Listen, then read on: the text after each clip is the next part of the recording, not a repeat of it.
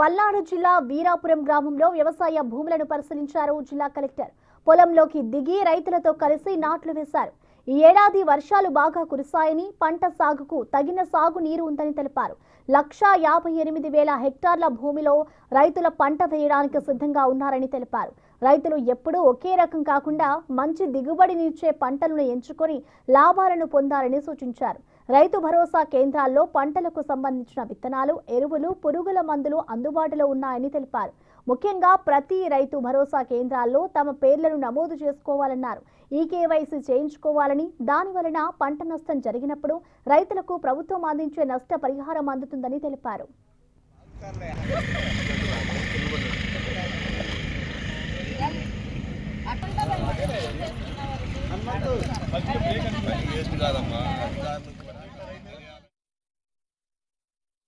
వర్షాలు పడుతున్నాయి, సాగర్ నిండా వాటర్ ఉంది.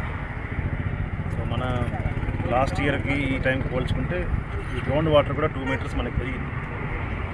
12 మీటర్లు ఉండేది 10 మీటర్లకు వచ్చింది. ఇంకా ఈ వర్షాలు పడ్డాయి కాబట్టి రాబోయే రోజుల్లో గ్రౌండ్ వాటర్ కూడా పెరుగుతుంది. ఇవన్నీ కూడా మంచి శుభ సూచకాలు. రైతులు ఇప్పుడిప్పుడే వ్యవసాయం పనులు స్టార్ట్ చేస్తున్నారు. దాదాపుగా 1,55,000 హెక్టార్లు మనం వేయాల్సి ఉంటుంది. నార్మల్ ఏరియా 50,000 హెక్టార్ల వరకు పంటలు ఏదైతేనే అన్నీ కలిపి వేసారు. వరి పంటలు ఇప్పుడిప్పుడే జోరందుకుంటున్నాయి. అన్ని చోట్ల నారు పోసుకుంటున్నారు, పంటలు కట్టుకుంటున్నారు.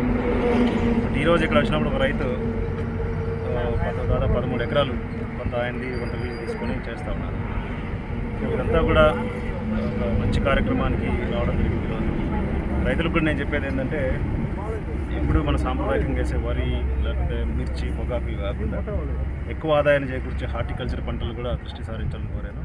అట్లాగే అన్ని ఆర్ఎస్కేల్లో కూడా మనకి ఈ సీజన్ కావాల్సినటువంటి యూరియా కానీ, డిఏపి కానీ అన్నీ కూడా రెడీ చేసి ఉంచాము. ఇక్కడ రైతులు కూడా ఆందోళన పడాల్సిన అవసరం లేదు. సమృద్ధిగా మన జిల్లాలో ఈ టైంకి మనకు కావాల్సిన దానికంటే డబుల్ స్టాక్ మన దగ్గర ప్రైవేట్ కానీ, గవర్నమెంట్ పిఎస్సిఎస్లో కానీ, ఆర్ఎస్కేలో కానీ ఉంది. రైతులు ఏంటంటే అది ఉంటుందా లేదా, దొరుకుతుందా లేదా అని కొంత ఆందోళన ఉంది. అగ్రికల్చర్ అధికారులకు ఆదేశాలు ఇచ్చాను. ప్రతి గ్రామంకి వెళ్ళి ప్రతి ఆర్ఎస్కేలో కొంత స్టాక్ పెట్టమని చెప్పాను. ఆ పని స్టార్ట్ అయింది. ఇంకా 1-2 డేస్ అన్ని ఆర్ఎస్కేల్లో కూడా కంప్లీట్గా ఉన్నటువంటి పరిస్థితిని బట్టి వాళ్ళు స్టాక్ పెట్టేస్తారు. సో రైతులు ఎవరు ఆందోళన చెందాల్సిన పని లేదు.